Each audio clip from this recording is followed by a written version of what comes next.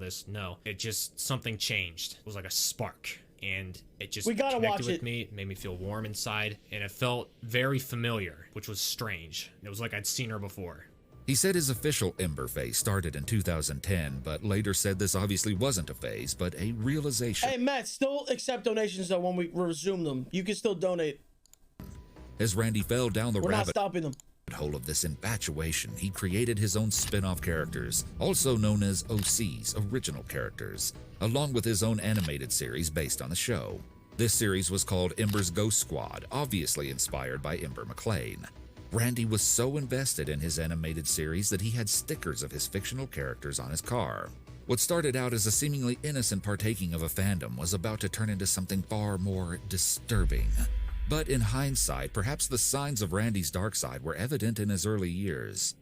As a child, Randy was described as shy. He desperately wanted friends and began struggling with thoughts of death in elementary school, fantasizing that he'd board a plane and it would crash, so it would be an insta-death.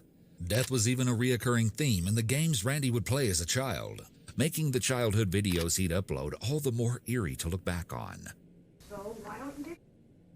It's not that easy. I can't suffer, not just me, but all the people who made me suffer. Why do you want to die so much? It's good to be living. No, it's not. His loneliness would follow him into high school. Though he described having a few friends, he never had a girlfriend or went on a date. It was during this time that Randy seemed to start crying out for help through attention-seeking behavior, such as writing stories in class where the characters would die horrible and gruesome deaths. He couldn't believe his teachers didn't care. I must have wrote like 4 or 5 stories where the character got killed at the end, and I actually turned these in as assignments, and I never got like any like weird looks from the teacher or anything. She was a nice teacher and everything, really great. Yeah, the teacher never like felt concerned or anything. I just remember not getting any feedback in terms of that, so I don't know what she was thinking, but Soon enough, Randy started investing more time into Pioneer Productions, and it wasn't long before YouTube became his passion in life. He eventually decided to dedicate all his time to his channel. It was during this time that Randy seemed to get more and more isolated. He was almost always alone in his videos. Something inside Randy would begin to break in his late high school years. Wait, don't tell me he's actually from New Jersey, bro. Please don't say this shit, bro. I thought you were trolling, bro. This is NJ? That's not even fun. All right, bro. That's not even funny, dude. Prepared to enter the real world. Bro, that's not funny, He began getting poor grades as he neared graduation, and he hated his job working at the Weis supermarket. And high school, I was that typical jaded teenager, you know, just don't want to be here, don't want to do anything. I'm bored with my life. I don't know what to do. I don't know where to go. You know, the typical teenage drama you deal with. And having no clue what he wanted to do with his life, he started to go down a dark path, fantasizing about setting himself on fire like the cartoon character Ember and taking his own life. And something would happen to Randy that would change him forever. One of his brother's friends, Tom, died in a car crash. Tom Lynch. He was in my brother's grade. He's a grade below me, but I've had a class with him before and whatnot, so I knew him. And he died on his way to school in the morning, crashed into a tree, smashed into a tree, dead on arrival at the hospital. And that was the first time I got messed up. That messed me up. Though he hadn't known Tom well, he said his death really affected him. His daydreams in class became consumed with either YouTube or death, and his growing fixation on the morbid subject would lead him to start a strange tradition, driving by the location of Tom's death every year on the same day he died. When I'm not thinking about YouTube or my family or what I love, I'm always thinking about what happens after you die. I want to do everything I possibly can in life before I'm dead. And that's just a scary thought. It's like everything has to end sometime. I'll be dead one day. You'll be dead one day. It's not good to think about stuff like that. I know this is scary stuff, but it is just weird, and I think about it too much. Randy claimed to be struck by tragedy again after one of his newest friends, Matt, also suddenly died in a car accident. He wrote in his journal, "Tom's death sucked the life out of me. Matt's death killed me." Doesn't matter what you do, you're gonna die. You'll end up dead one day. It's like right now. Someone right now is going to sleep. They're gonna wake up tomorrow and be dead. Someone's gonna die tomorrow that just went to sleep. And they don't know that. They're gonna go to sleep now, wake up tomorrow, go into the world, and they're gonna die somehow. Car accident, heart attack, some other... It's like, bro, you just... Like, bro, we're not dumb, bro. We all know one day shit's gonna be over, okay? We know this shit. But there's no reason to think about that. We can't control that. Let's just have fucking, let's enjoy the time we're here, have fun. And dude, listen, you just gotta be careful and not try, like, you know, try to make it last as long as you can. But bro, that's it. You can't be sitting here having these thoughts, bro. You can't. You literally, like, you'll just drive yourself fucking crazy. Like, dude, you can't think like this, bro. I hope, man, I just hope that just, you know, I don't want anyone thinking like this, bro. I really don't. Supernatural force or whatever. Yeah, I think about that a lot too, which is weird. I think about death a lot. And I take no shame in thinking about dying a lot, but I seriously do think about death all the time, and it's not a good thing. Death is not fun to think about. In a way, it's like an escape. For me, it is. Not long after, Randy himself ended up getting into a car accident, and it was like this event flipped a switch in him, causing his obsessions to spiral into an even darker, deeper place. Randy began to fixate on the idea of getting older, and this idea terrified him. This fear would eventually warp into a disgust for older people, and Randy decided that living past the age of 30 was pointless. It was here that he decided he wanted to die young and soon. There would be no possible way I could live until I was 60-something. Not a chance in hell. Honestly, I don't know how people do it. I don't know how people get up every day and go to like a dead-end job, come home, do the same exact routine every day, every weekend. How do you honestly do that? I was never able to compute it in my head. How do you live on this planet for decades upon decades upon decades? I honestly don't know how you do it. At the same time, Randy was developing some other strange ideas involving the cartoon character Ember, writing in his journal, "I miss my cartoon-like form. Bodies in this dimension are tolerable, but they're nothing compared to that dimension." And that's when Ember came back into my life. It was in 2013. That was it. From that point forward, she never left my life again, ever. He became convinced that because chat, and anyone who's saying facts, man, you gotta really think what you're saying, bro. You're if you want to look at shit and be like, oh, like, how do you just live on this earth and just do a dead end job, bro? You are in control of your fucking, like, you need to fucking do what you want to do, bro. Like, that's just I don't want to hear that. Like, people have come from literally nothing and become fucking billionaires, bro. Like, if you just want to think like, oh dude, I'm just gonna get this job and it's over, bro, like, bro, like, are you even trying? Like, bro, what the fuck?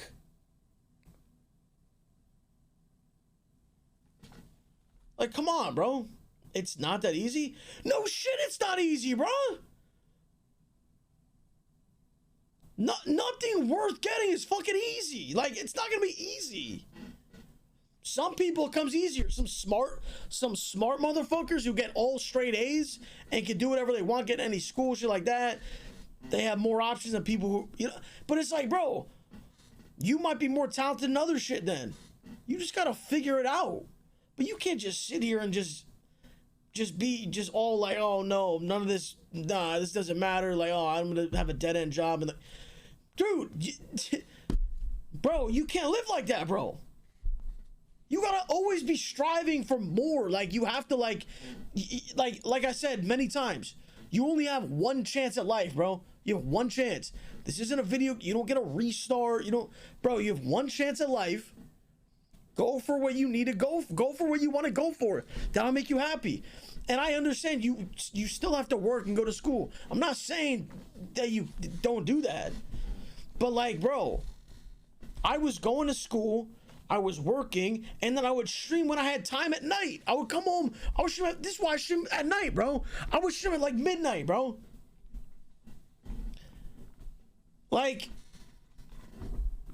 nah, bro, I just don't want to hear this shit, bro, because I'm a fucking normal, regular person, and I can literally tell you, as like, bro, if I didn't do that shit, then I would still be fucking, who knows what I'd be doing, bro?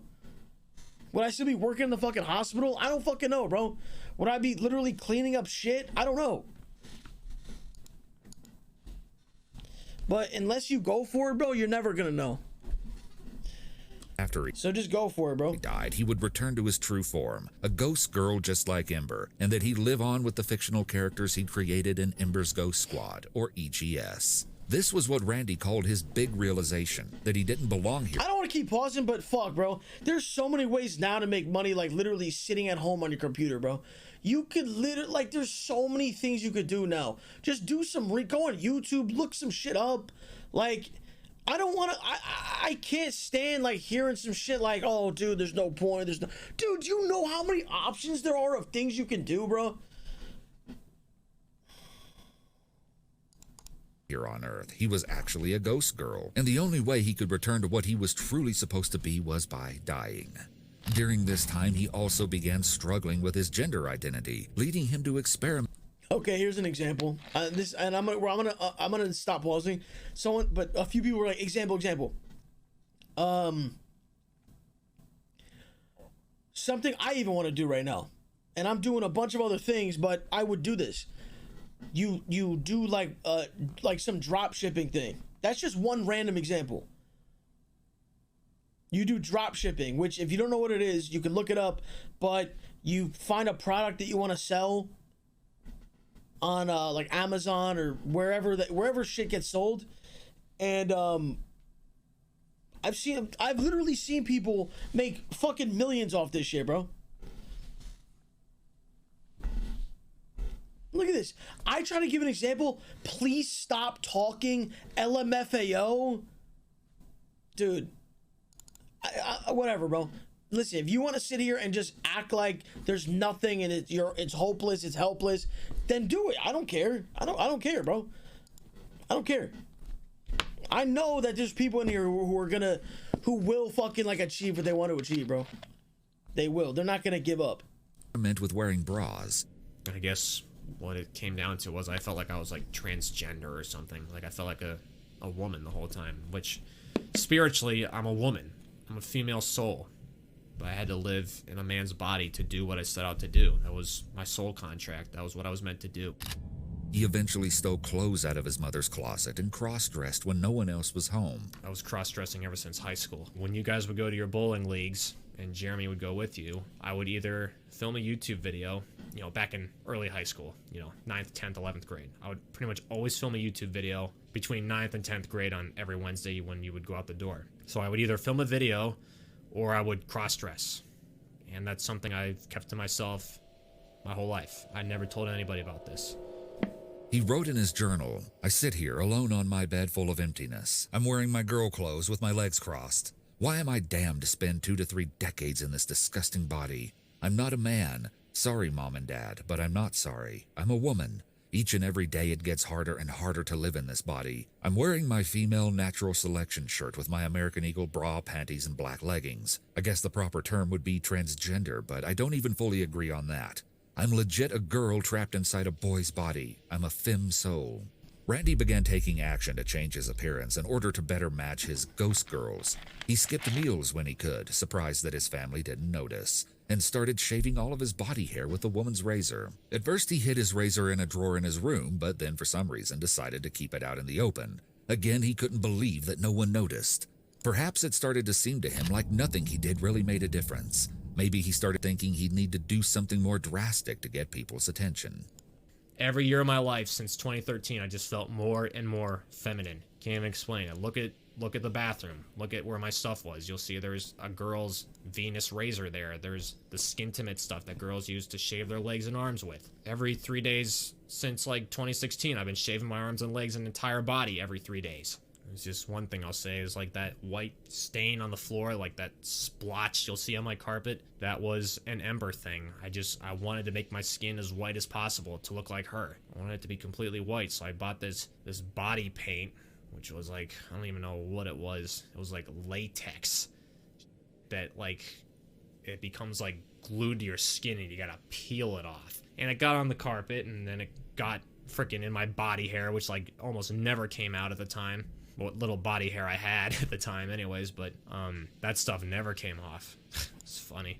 Yeah, you're over there sleeping, and here I am at 3 in the morning covering myself in this latex. Randy's inner turmoil was far from over, and although his passion for Ember would continue to intensify, it wasn't long before he was forming a new obsession, the Columbine High School massacre. He began frequently posting on a Columbine forum and participating in different threads, even a thread for sharing 𝗟𝗏𝗄𝗧 and 𝗟𝗏𝗀𝗄𝗏 memes. One post that caught his attention read, "I know the students finished the 1999 school year at a nearby school, but I was wondering if they still had to complete their final exams. What about exams for the injured? It'd be so mean to make Patrick take them after he got out of the hospital." Randy replied, "I never thought about that, ha ha ha. Tests had to be the last thing on the surviving victims' minds." To me, Randy just seemed like one of those people who, when he's interested in something, he dives in headfirst with an almost uncanny hyperfixation. But unfortunately, none of his obsessions were healthy, and now Randy was starting to get ideas. He was also starting to feel increasingly lost in life. During a live stream from 2014, 3 years before his plan, Randy suddenly announced to the dismay of his fans that he wouldn't be around much longer and would probably be leaving YouTube for reasons he couldn't state. Not leaving right this second. It could be a year, it could be a little bit longer than that. I don't have anything set in stone or anything like that. There's multiple reasons for it.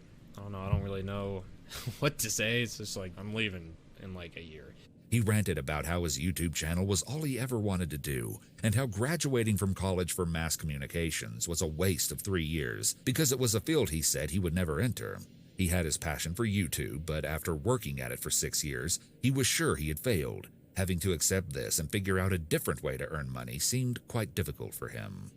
You know, it's like, it's not really, YouTube's not a job or anything like that, but it really is like I have 2 different jobs in my life and having to balance each one. The one I care about most is YouTube, but it's not a job. And that's literally all my time goes into the YouTube channel. I just can't deal with everything anymore. He also talked about how much he hated his job at the supermarket, but he had to keep it for the money. Supermarket for 4 years. I'm about to set the place on fire. Right now, that's my only source of income, and I'm not making a lot. I wish I could just do this forever. I wish I could just interact with viewers, do videos, but life doesn't allow that. He also alluded to something extremely telling.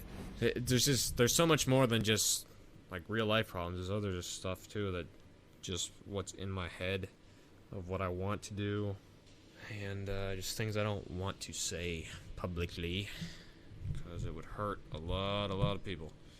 But somehow, even after this pessimistic live stream, Randy said that 2014 ended up being one of his best years, and so he held off on planning the grand escape from his human body.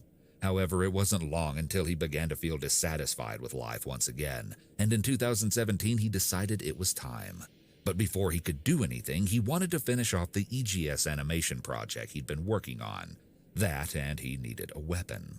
He thought he'd be able to go forward with his big plan in September, figuring he'd finish his project by then. He tried to figure out a way he could decide the date based on coding the letters EGS, E being 5, G being 7, and S being 19, placing his big plan for 5/7/19. But as the days went by, he realized he couldn't wait 2 years. He wanted to die so he could become the ghost girl that was clawing to get out. 14, 13, 12 days away from doing this, you know? This is it. There's a lot on my mind. If you're in my position, you'd have a lot on your mind too. Every day I have to make count, you know? This is it. Just under 2 weeks to live. You got 2 weeks to live. What do? Goddess forbid if somebody does see me blocking the exits, I don't know what they'd say. I don't know what I'd say. Tired of the same old routine. Tired of everything but my girls. That's really it. In the meantime, Randy began filming a set of tapes for his parents to view after his death, planning to post them online just before he struck. He ranted in his journal about how much he hated humanity and how he was a self-described narcissist who enjoyed watching the tapes of himself over and over again. Pages upon pages of the journal were dedicated to rambling about the Columbine massacre, as he described again and again how he was sucked into the world of Columbine, and how he felt a special connection especially to 𝗟𝗏𝗄𝗧. He also revealed he was extremely homophobic and racist, writing extensively about his hatred for gay people. His goal to finish the animation project before he died wasn't working out. He complained in his journal that the voiceover actresses he hired weren't going fast enough, and he freaked out when an animator didn't want to work on his project because he wasn't comfortable with the theme. See, Randy's animation project was called the Westboro High Massacre. So all things considered, it's weird enough that he found anyone comfortable to even voice act for it. Still don't have it. I sent the script in March. It's June 2nd. Where's my voiceovers, Laura, that I paid for? Where are they? Better have that voiceover by Monday, Laura. You're dead. Makes you feel like you don't even matter. Remember that when you work with people in the future. Because I expected to have this months ago. At least say what's going on so I know. It makes you feel like you don't matter. What the ever. People are worthless stacks of shit. Nobody cares until you're dead. It's the sad truth of life. Watch all my social medias. I can't believe he's dead. I'm so sad. I loved his videos. You haven't seen jack on my social media since. And after this happens, people will be like, man, I wish I would have talked to them more. Well, too late. It's always what happened with my fan base. As much as I love my fans, no one said jack to me until I said something big. Like, oh, I'm leaving. If nothing major was happening, it was like I didn't even exist. What the ever. I swear to goddess. People Guys, you're saying, like, I'm so disturbed by people who are in here saying facts to a literal murderer who is mentally unstable. Are you out of your fucking mind? This is a dude who's planning a fucking massacre. And you're like, yo, dude, this facts, bro. Yo, matter of fact, bro, I need to ban people, bro. Deadass. You really are saying facts to this shit? This guy is mentally, something's wrong with him. This is not how you react to shit like this.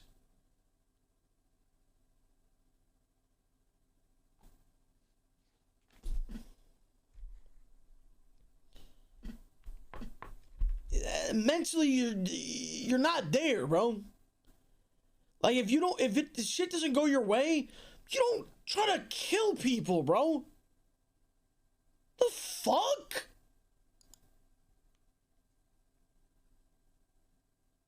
Oh, cause shit didn't go your way?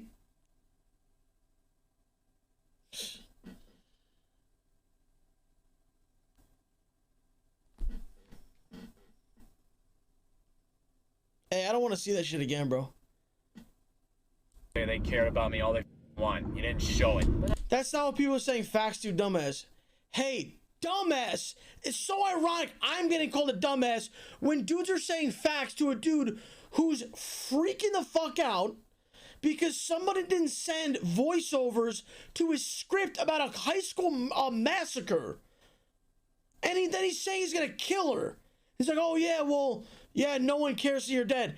Okay, dude, you're taking a little thing he said. I have an entire rant about him wanting to murder someone over not sending in a script that's about a fucking massacre.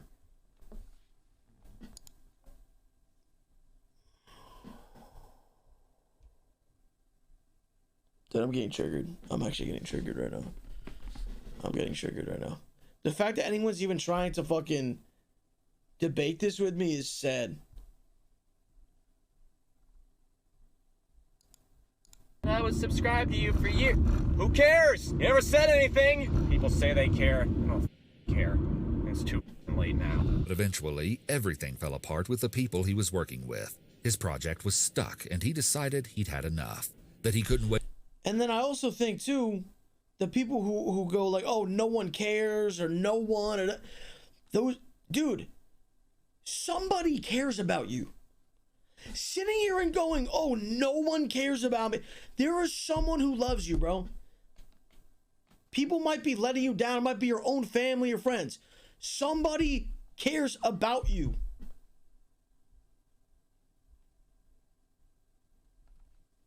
Wait any longer. He purchased 2 shotguns, writing in his journal, "You were a fool to trust me with that shotgun. Oh, mother, if only you realize you just signed my death warrant by taking me to that gun shop." That just happened. That just fucking happened. Oh my goddess.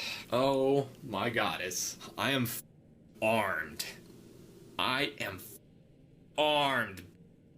I got it. I got it. 2 Mossberg 500 shotguns. My boss has been trying to get on day shift or second shift. He had an opportunity to get it.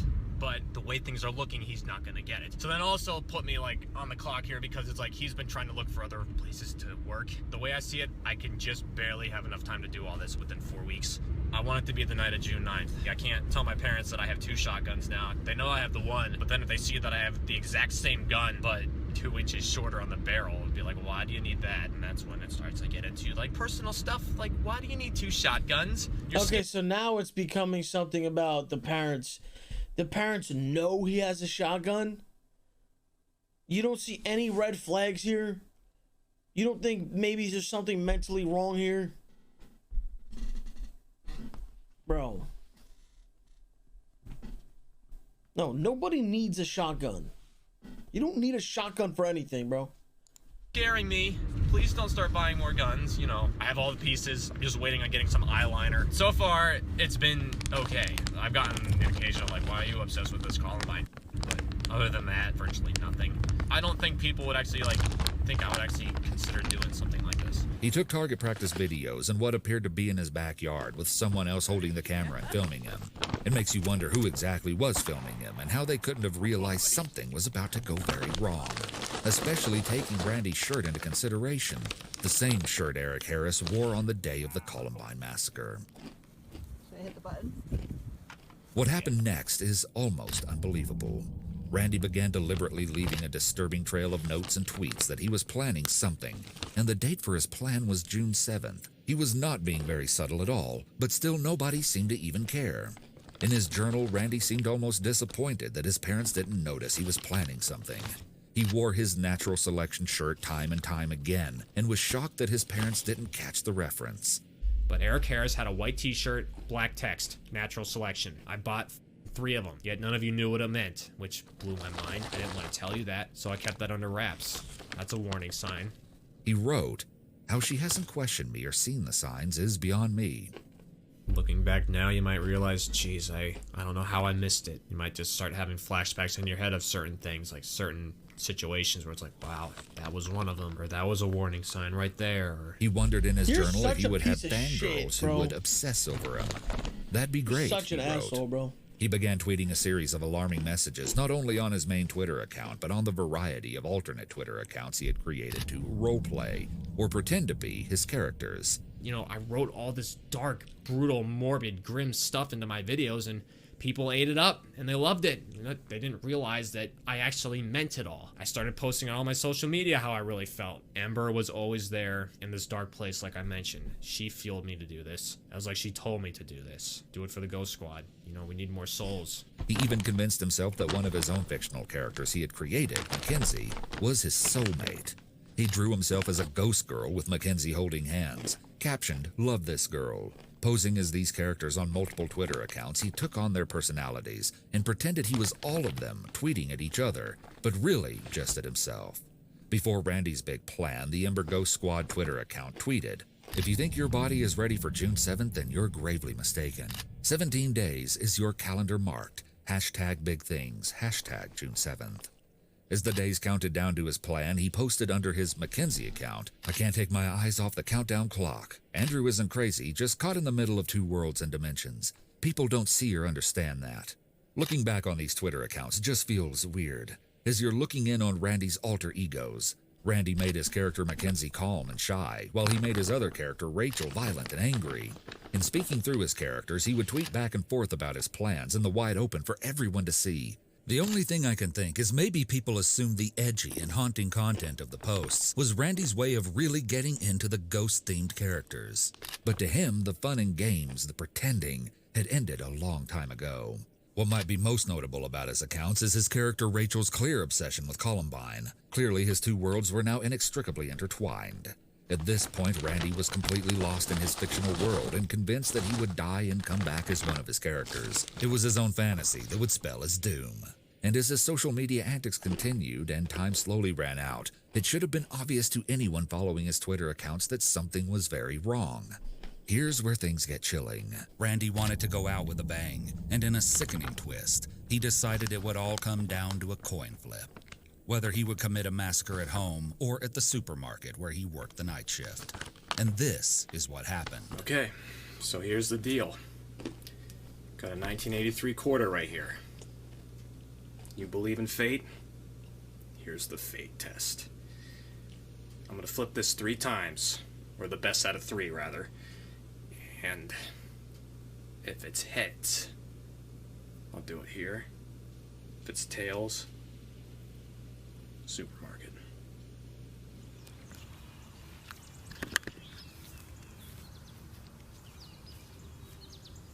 Best of 3. Here we go.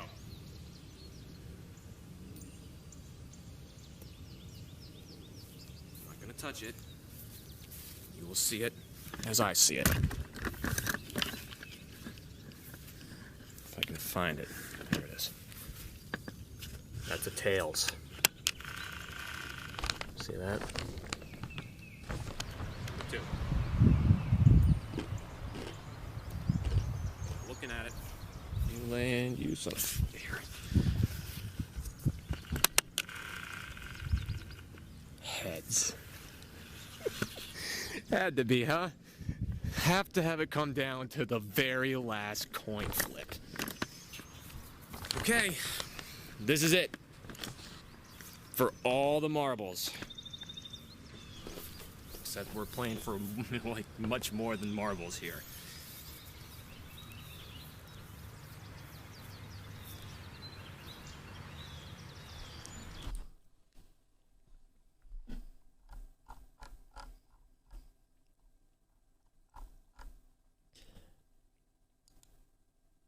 Nah, bro. I can't believe some of these fucking idiots in this chat, bro. I can't even like fathom how you're even making a joke, how you're saying anything remotely like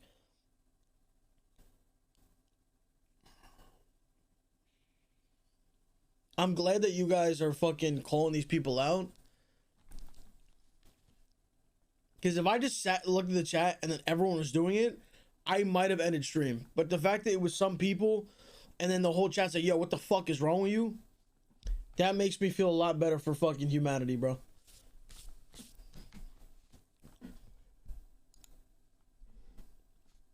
Mods, anyone making jokes about this, just get fucking rid of them. I can't believe I'm having this come down to a coin flip. The flip of a coin. Here it goes.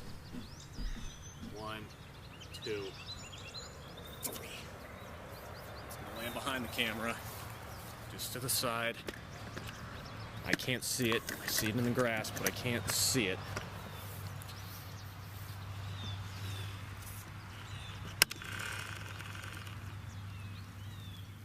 Tails.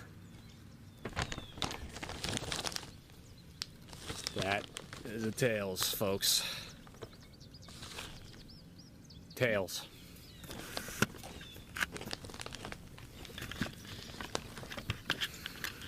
Which means there's going to be a loss of a human life besides my own.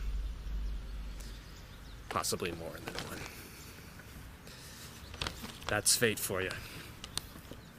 And just like that, it was decided, with something as silly and trivial as the flip of a coin. The fates of innocent people were sealed, and they had no idea about any of it. Ready to die. Ready to go. 6 more nights, it'll all be over.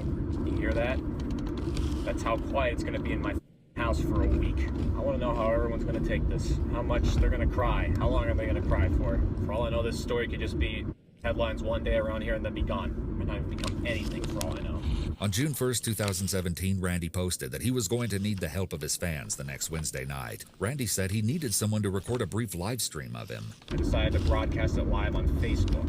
I know something's going to end. The stream is going to get cut short, and get reported, flagged, whatever. In his next message on June 2nd, Randy talks about the 𝗟𝗏𝗄 massacre video he made, which he promised would come out on June 7th.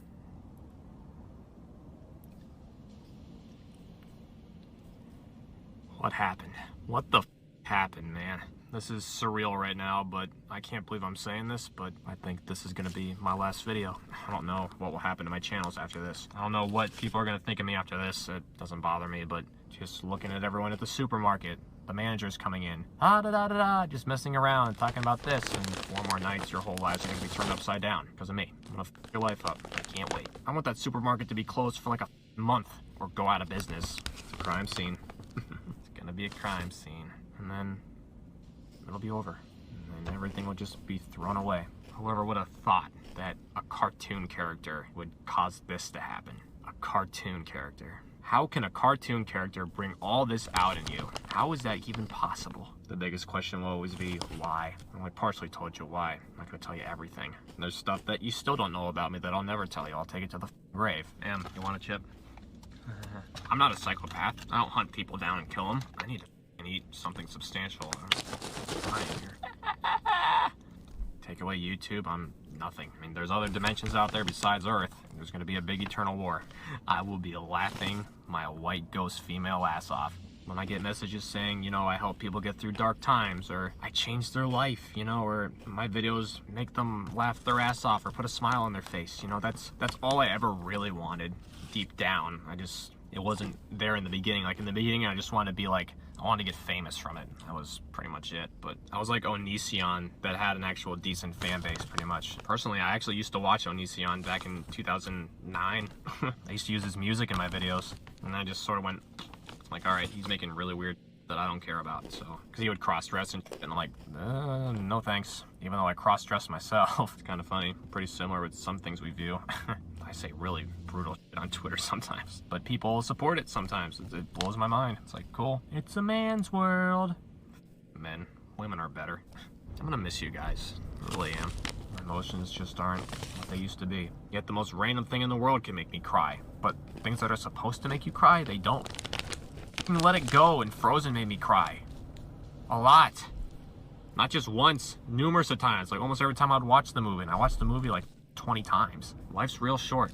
Sometimes it feels like an eternity, but life's so damn short. And look at me, it's like I blinked and I was 24 and a half. And I'll die 24 and a half.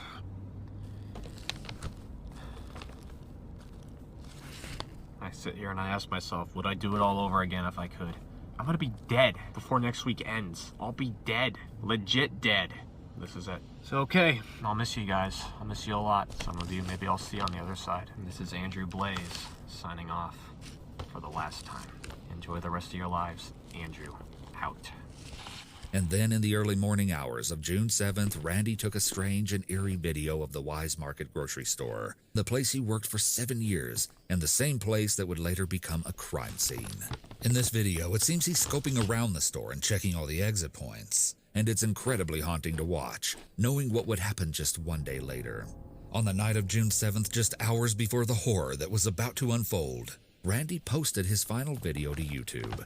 His big animation project. It starts out and shows him loading 2 shotguns, which he calls the twins, named Mackenzie and Rachel after his favorite fictional characters, before he stuffs them into a duffel bag.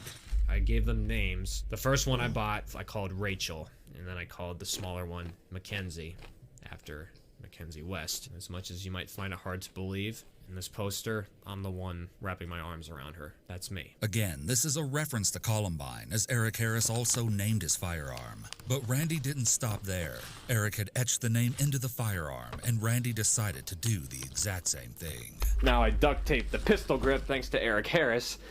It's in this video that he proclaims, "I've been stepped on my whole life, not anymore. I've had enough of this putrid planet, and I'm gonna leave my mark." Yeah, kinda dark, and it honestly makes me wonder what was a bigger motivator for him in the end. The rebirth as a ghost girl he so desperately wished for, or simply getting the attention he desired for so long. You're looking at the beginning of his video right now, hours before what happened. At this point, Randy isn't being discreet. In fact, he practically bragged that something was going to happen. It was in plain sight now, and there was still time to stop him, but still no one reported a thing. I started talking with a girl online, and I started talking to her about the shotgun I got. She was one of only 2 people I told about the shotgun. Clearly, something dark is about to happen, but I have to warn you that what happens next is extremely disturbing, especially because this is the kind of thing that seems like it could happen anywhere and to anyone. The next day, in the early morning hours of June 8th, 24-year-old Randy was working his night shift at the store. He and 4 other employees of the store were stocking the shelves while they got ready to close. It was well after midnight and the store was quiet as they were all pretty tired. But because they all wanted to get the work done and head home, none of the other employees noticed that Randy wasn't actually doing his job. Instead of helping close the store and stock shelves, he was creeping to each of the exits and barricading them with pallets, trapping everyone inside. What the? This calm and calculated preparation is especially chilling to me because there were so many chances to second-guess the plan and turn back before it was too late. Randy took none of them. He casually walks to the emergency exit and pushes a pallet in front of the door before he goes back to cleaning up the store. When he pauses again, none of his coworkers think anything of it, especially because Randy is on his phone. What no one knew was that Randy was sending out a few different videos and posts, which were all detailed plans of the disturbing thing he was going to do next. On one of his Twitter accounts, he uploaded videos called Journal, Digital Set, and most concerningly, one called Suicide Tapes. At 10 p.m. he tweeted as Mackenzie, "I hope we were able to get you through the day. I always hate goodbyes, but it's more like, see you later. Thank you, Mackenzie." Just before 1 a.m., right before the massacre, he tweeted as Rachel, "Me and Andrew are going to give the world a little insight as to what really lurks around in the shadows of your everyday lives." As soon as he was sure that the videos and tweets were up, Randy begins his sinister plan, something that everyone on the internet can now see coming. But his unsuspecting coworkers have no idea that they're trapped in a nightmare that Randy has already made sure they can't escape. Around 1 a.m., with the doors at the back of the building all blocked, Randy marches his way to the main entrance to the store, where he locks the doors and blocks them with another pallet. Then he pulls out the 2 pistol-grip pump-action shotguns he had hidden in the duffel bag that he brought to work. Randy had brought 2 guns, just in case one of them breaks down on him or jams and he has no way of fixing it. As you'll see, Randy has taken great care to ensure that everything will go according to his gruesome plan. Eerily calm, Randy walks through the store, shotguns ready. The details of what happens next are debated, as the news accounts differ from what one of the employees says happened. I'll tell you all of it so you can make up your own mind, but be warned, what happens next is terrifying. In the store with Randy are 25-year-old Victoria, 47-year-old Brian, 63-year-old Terry, and 25-year-old Kristen. According to Kristen, she was in the same aisle as Victoria, working together to restock the shelves. Both girls have their headphones in, with Victoria's music cranked up and Kristen's a little lower. The two are goofing around when Victoria goes further down the aisle to get another stack of labels, completely unaware of what was about to happen. "I don't hate Victoria, but you gotta go," Randy had written earlier in his journal. All of a sudden, from where she is standing, Kristen hears a few popping sounds followed by a thud. Kristen doesn't know it, but Randy has just shot Victoria, first wounding her across the chest. But as she turned to run from him, he kept pulling the trigger, shooting her from behind at the base of her skull. And then Kristen's whole world turns upside down. When she turns to see what the popping noise was, she's met with Randy standing at the end of the aisle about several feet away from her, the guns in his hands and Victoria laying on the ground between them. As she watches in horror and shock, Randy mercilessly fires a few more shots into Victoria. Then Randy looks up and he and Kristen lock eyes. As they stare at each other, her feet are rooted to the ground, her mind racing a mile a minute, trying to comprehend what is happening. After a few heart-pounding seconds, during which Randy must have been debating killing her, he just turns and walks into the other aisle. Now, this is one of the places that accounts differ, as Kristen says that she made eye contact with Randy after he shot Victoria, which is incredibly disturbing to consider. But the other possible version of events is even more eerie.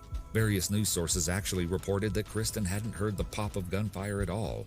Instead, they alleged that according to CCTV footage, after shooting Victoria, Randy found Kristen where she was working, and eerily looms only a few feet behind her, and the whole time she has no idea that he's there.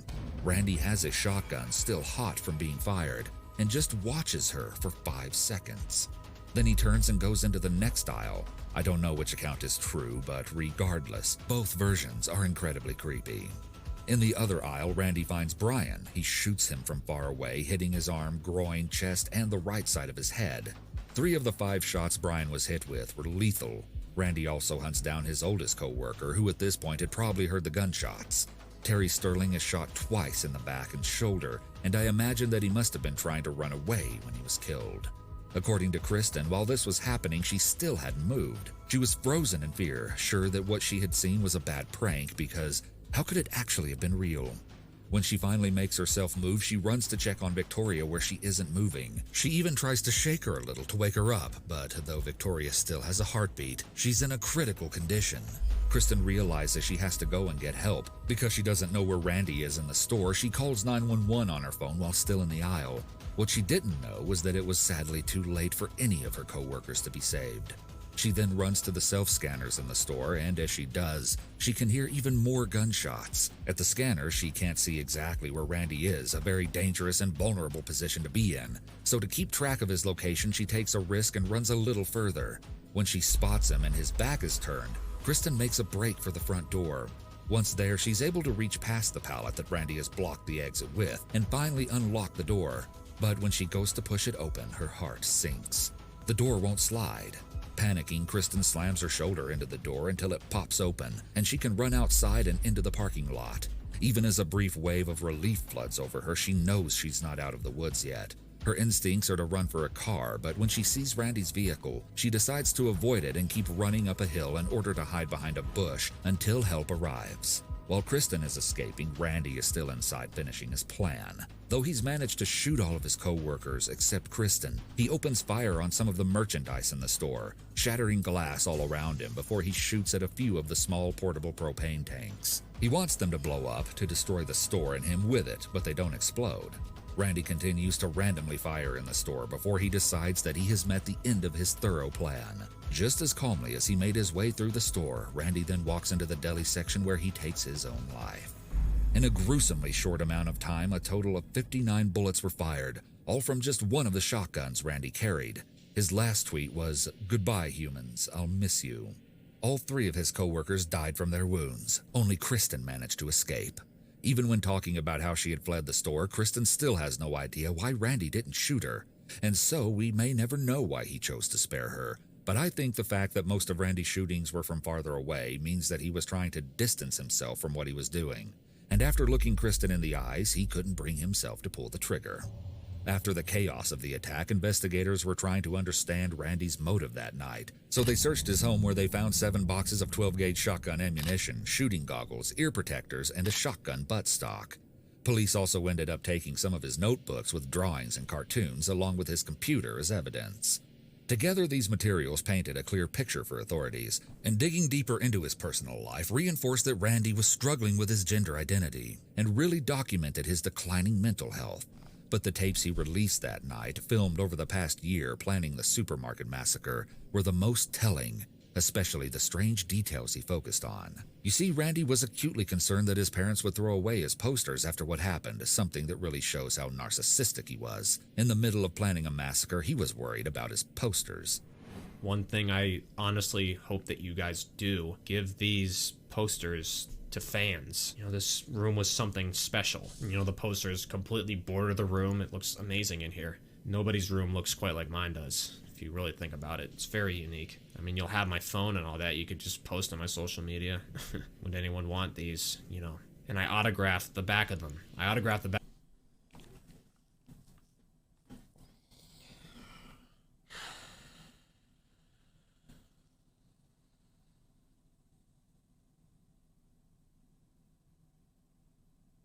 This is just someone who's so mentally disturbed, and you could just tell, like, there's no type of, like the fact that he even thinks that that's, like, that could happen, like, this is a fucking sick fucking human, bro. And it really, this is upsetting, and it's fucking horrifying to me. Like, this is scary as fuck.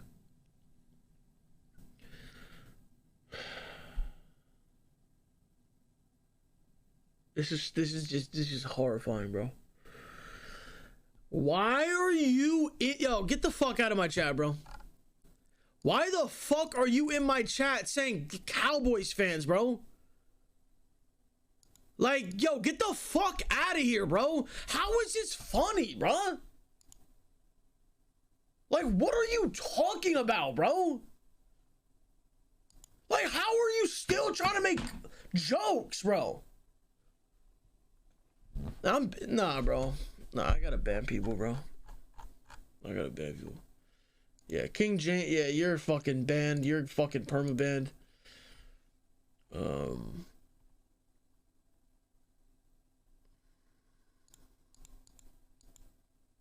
Dude just said, dude really wrote NJ, bro. I'm not paying them any mind, bro. I don't give a fuck if you're a sub. Back of all of them, so, you know, they're worth something. But what's most clear in his tapes is how baffled Randy was that somehow no one took notice of the warning signs, especially his parents. The warning signs were always there. They were there from the beginning. You could always say, what if, what if, what if? What could we have done? You know, how didn't we know? It was all there in front of your face. You know, welcome to reality. In these final videos Randy released the night of the massacre, it's abundantly clear that he's lost all touch with reality. He even says that he believes the cartoon character Ember is a goddess. I believe in a goddess, which is Ember. He went so far as to document his unapologetic anticipation while sitting in his car, talking about how his colleagues are blissfully unaware of his plans. There are hours and hours of tapes to pore over, and that's what makes this case so chilling. Something I found shocking was just how precisely Randy had planned everything that was going to happen. Not only did he know who he would be working with and made sure to have 2 guns so nothing would stop him, and had videos ready to upload in the hour directly preceding the shooting, Randy also took the time to send an email to the actress who voiced the cartoon character Ember in the series he had created. Less than an hour before he shot his co-workers, Randy thanked her and said that by the time she read the email, he would be dead. Clearly, he had some very strange priorities in his last moments, but what's really crazy about this email is that in it, Randy apparently claims that he had a true purpose to his videos, including the final one, the promised Westboro High Massacre. The voiceover actress didn't go into the details about what exactly Randy's true purpose for the videos were, but I'm guessing it had something to do with his belief that when he died, he would cross over to the animated world. Now, this may sound like the end of the story to you, but it isn't. And Randy didn't think it was the end either. Again, all of the videos that Randy uploaded just before he took his own life told his side of the story. The bio of his Twitter profile even said that he was speaking from before and beyond the grave. Watching his videos, I realized that they show a slow progression from the funny and goofy guy in his earlier videos into the monster who would show up on the night of the shooting. I actually found it really surreal to watch the Westboro High Massacre video myself. It starts with a swear-filled rant before it shows Randy readying 2 rifles, which were the ones he used in the shooting, and it even includes a few cutaway scenes that show him in the grocery store. Of course, showing the place that would later become a crime scene was disturbing, but it was made all the weirder by being followed with sections of Randy playing on a schoolyard playground.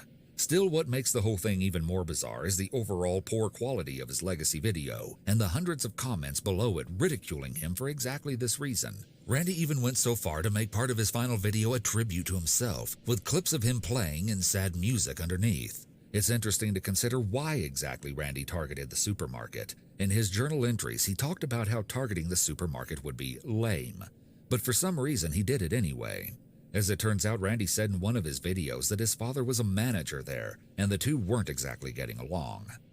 Once I started having lousy grades and applying for jobs, and I hated him, didn't even want to look at him. And then all he seemed to care about was like me getting a full-time job and making money and then trying to move out of the house and start my own life and all this shit, which I knew I was never going to do. Prime example of people I hate in this world. Prime example of someone who could be nice and happy and easygoing and joking one day to better straighten out your life the next. I thought I could be bipolar too, but good Lord. I hate my profession. I want to quit. Find another job. That's what you tell me to do. You hated your job for years. What'd you do? You took it out on your family. Way to go. That's definitely the answer to all your problems, isn't it? You hear that? That's me clapping and applauding from the heavens above. When's the last time you ever said you were proud of me? When's the last time you ever said I love you? And I'll tell you one thing. Back in elementary school, middle school, I used to worry about Dad dying the most out of anyone in this house because I loved him back then. Once high school took off and college and all that, and I found it impossible to love him anymore. And I just started hating guys more than anything. Something I tracked down which gave me a new insight beyond what you might find about the Weiss Market shooting was Randy's autopsy report. In addition to the gruesome details of his death, the autopsy revealed a couple of really interesting things, and as I go through what I found, the details will only get more intriguing. Reading the autopsy report, I found out that Randy was wearing black makeup at the time of his death. The report says that it was on his lips and in orbit patterns, which made me think that he had drawn his makeup to look like the swirls that 𝗟𝗵𝘵 from Danny Phantom wears around her eyes. When his body was found, he apparently had women's clothing on underneath his regular clothing. And here's the most interesting find. Randy had 372 milliliters of diphenhydramine in his system when he died.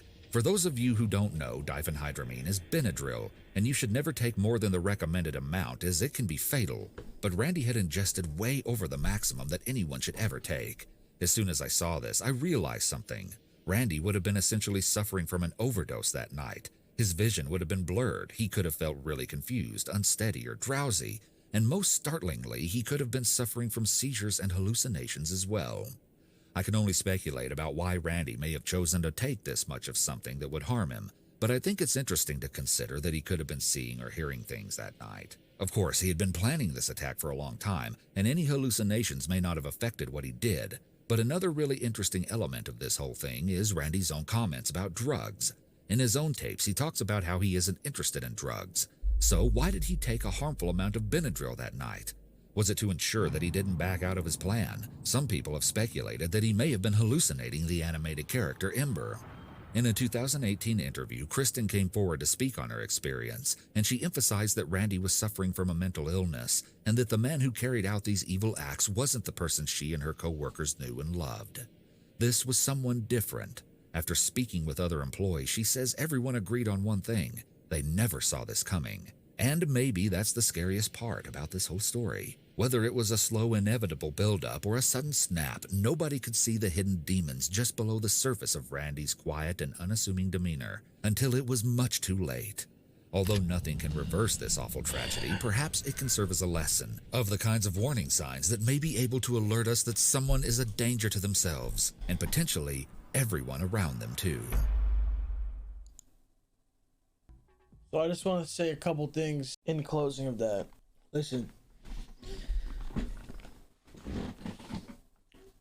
shit's not easy, bro, and a lot of people go through a lot of shit that we don't even know about or can't even comprehend, bro. People go through shit, and some people have bad situations. Like, some people mentally are just born with a problem. But the answer to those things 100% is never to hurt yourself or other people, bro. It doesn't, I don't want to say it doesn't matter what you're going through, because it matters. But it's never going to matter to the point where to hurt other people and yourself, bro. And that's why there is no sympathy. I have no sympathy for this. I have no sympathy for anyone who does any type of shit like this. Not even a little bit of like, oh, well, no.